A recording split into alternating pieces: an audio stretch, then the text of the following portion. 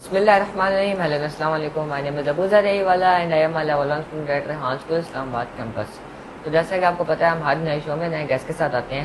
تو آج بھی ہمارے ساتھ بہت معزز گیسٹ نے کائنڈلی انٹروڈیوس یور سیلف.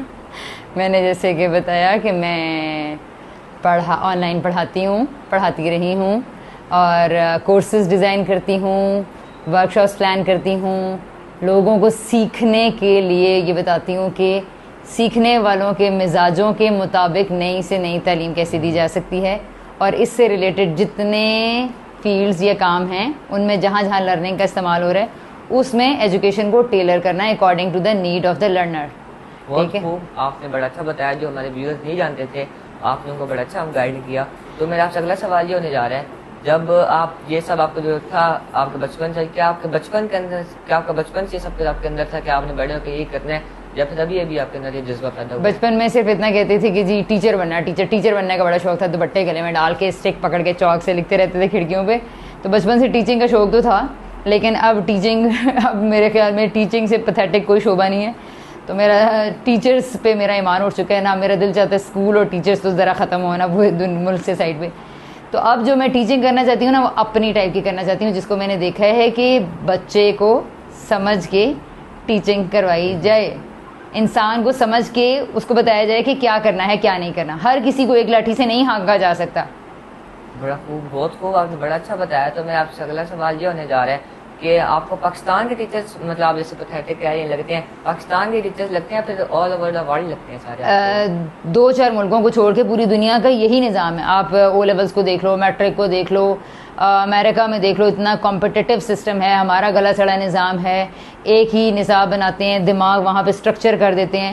باہر کے اسکولوں میں بھی یہی ہے, او لیولس گرتے سے گرتا جا رہا ہے, میٹرک گرتا جا رہا ہے. تو کمپٹیشن بیسڈ, اس کا مطلب کیا ہے, ڈگری لینا. ڈگری کا مطلب پیسے کمانا. پیسہ سب کچھ نہیں ہے, ٹھیک ہے. تو پھر مسئلہ کیا ہے کہ لرننگ سے اور پروسیس اورینٹیشن ہی نہیں ہے کہیں. اس چیز کو, اس وقت کو انجوائے کرنا, آپ نے آؤٹ پٹ پہ فوکس لگائی ہوئی ہے. تو ڈگری کے بعد پیسہ ہوتا ہے, اور پیسہ سب کچھ نہیں دے سکتا.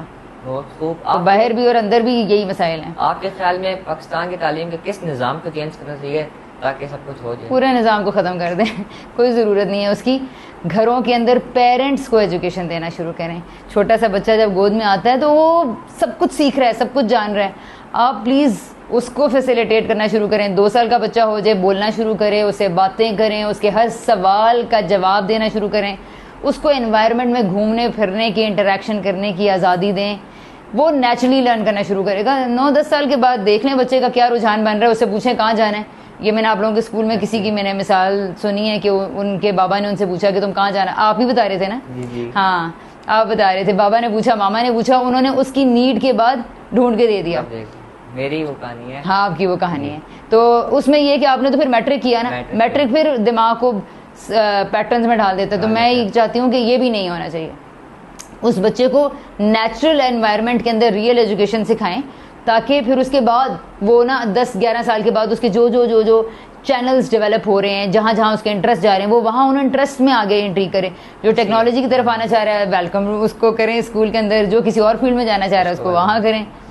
تو آپ کے خیال میں بچے کی کون سی بیسٹ ایج ہے وہ اسکول جوائن کرے؟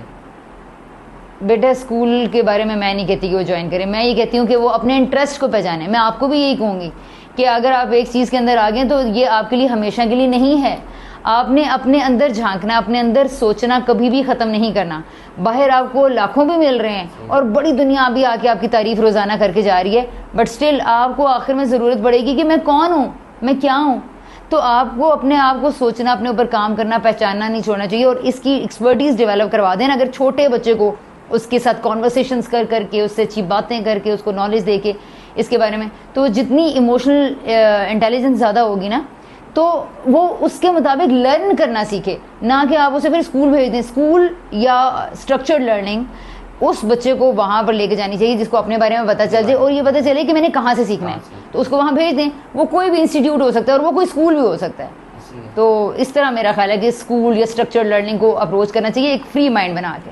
نہیں تو بہت چھوٹے جو بچے ہوتے ہیں ان کے بارے میں ان کو ساتھ بٹھا کے سمجھانا وہ بہت مشکل ہو جاتا ہے. اور دوسرا جو بہت چھوٹے بچے ہوتے ہیں ان کو بیسک تعلیم جو ہوتی ہے ABCD اتنی تو ان کو تعلیم ہونی چاہیے تو آپ کے خیال میں یہ ABCD تعلیم وہ جو وہ والی تعلیم ہوتی ہے ان کو بٹھانا بڑا مشکل ہوتا ہے, وہ سب کچھ یہ اسکول سے